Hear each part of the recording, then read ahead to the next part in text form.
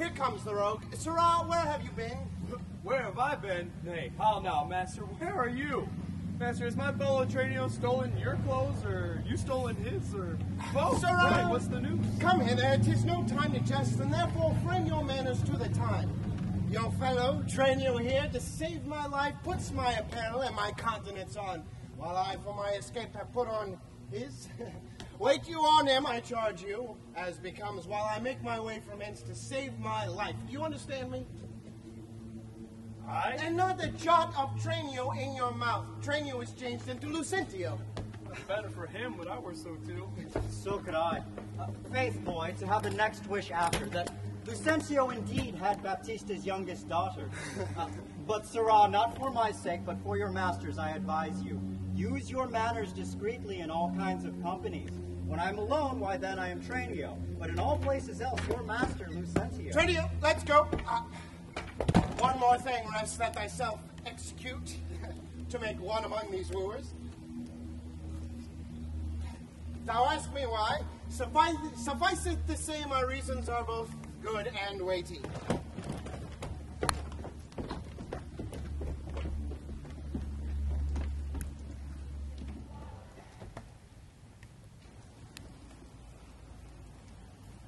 While I take my leave, see my friends in Padua, and of all my best beloved and approved friend Hortensio.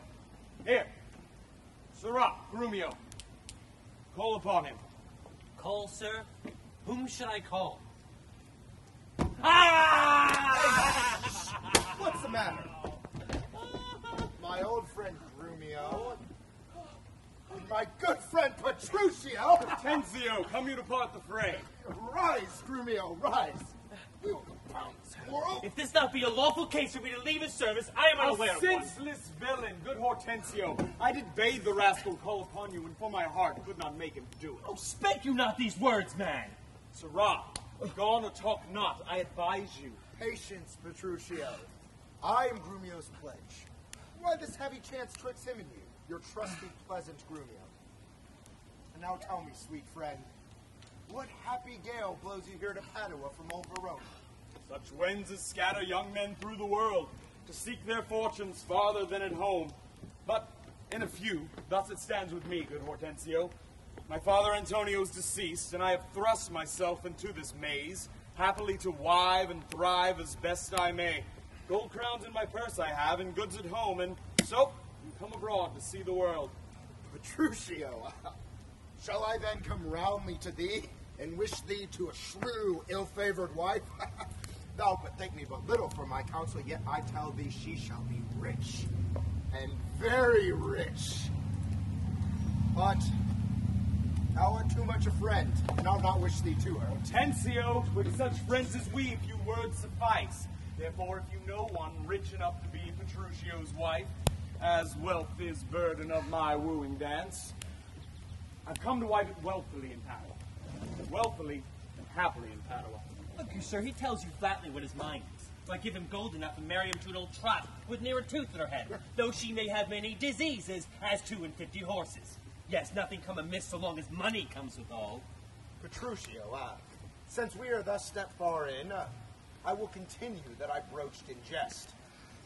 I can, Petruchio, help thee to a wife, with wealth enough and young and beauteous, being brought up as best becomes a gentlewoman.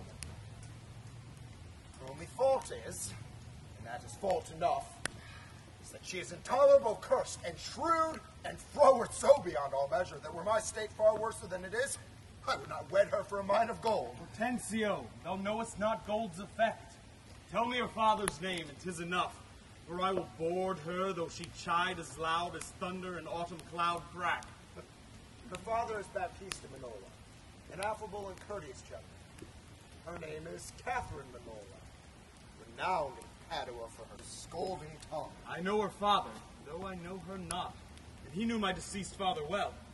I will not sleep, Hortensio, until I see her, and therefore let me be thus bold with you and cut short our first encounter, unless you will accompany me thither. I pray you, sir, let him leave while the humor lasts. If she knew him as well as I do, she would think that scolding would do little good upon him.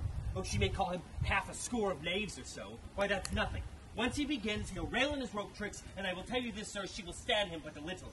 He will throw a figure in her face, and so disfigure her with it, that she will have no more eyes to see withal than a cat.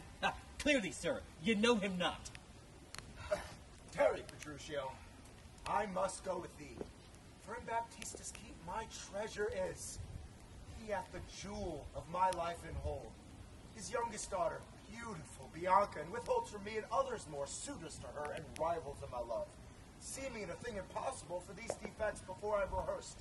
Therefore hath this order Baptista taken, that none shall have access to Bianca, till Catherine the Cursed has got a husband. Catherine the Cursed? A title for a maid of all titles, the worst.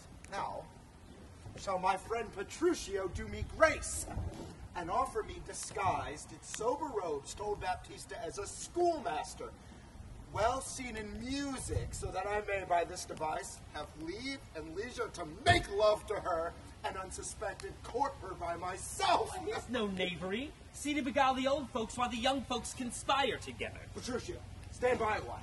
It's the rival of my love. Oh, very well, I have perused the note. Hark you, sir, I'll have them very fairly bound, all books of love. See that at any hand. And see you read no other lectures to her. You understand me? Over and beside President Baptista's liberality, I'll mend it with the largest. Take your paper, too, and let me have them very well perfumed, for she is sweeter than perfume itself to whom they go to. What will you read to her? Whatever I read to her, I plead for you as for my patron. Stand you so assured, as firmly as you yourself are still in place. Yeah, and perhaps with more successful words than you, unless you are a scholar, sir. Oh, this learning, what a thing it Oh, is! this woodcock, what an ass he is. God save you, Professor. And you are well met, Hortensio. Trow you whither I am going? To Baptista Mignola. I promised to inquire carefully about a schoolmaster for the fair Bianca, and by good fortune I have lighted well upon this young man, well read in poetry and other books. Good ones, I warrant ye. 'Tis well, and I have met a man promised help me to another, well seen in music, so I shall be no whit be behind in duty. To sweet Bianca, so beloved of me. Beloved of me, and that my deed shall prove. And then his gold shall prove. Gremio, 'tis no time to vent our love. Now, if you speak me fair, I'll tell you news indifferent good for either. Here's a man by whom chance I met, promised to undertake to woo cursed Catherine, yea, and to marry her, if dowry please. So said, so done is well. Hortensio, have you told him all her faults? Oh, I know she is an irksome, brawling scout. But if that be all, gentlemen, I hear no harm. No? Say'st me so, friend. What countryman? Verona, Antonio's son. My father dead, my fortune lives for me, and I do hope good days and long to see. Oh, sir, such a life with such a wife were strange. But if you have a stomach to it, in God's name you shall have me assisting you in all. But will you woo this wild cat? Will I live? Will he woo her? Why came I hither but to that intent? Think you a little din can daunt mine ears? Have I not in my time heard lions roar? Have I not heard the sea puffed up with wind, rage like an angry bull chafed with sweat? Have I not heard loud ordnance in the field and heaven's artillery thunder in the sky? Have I not in pitched battle heard loud alarums, neighing steeds, and trumpets clash?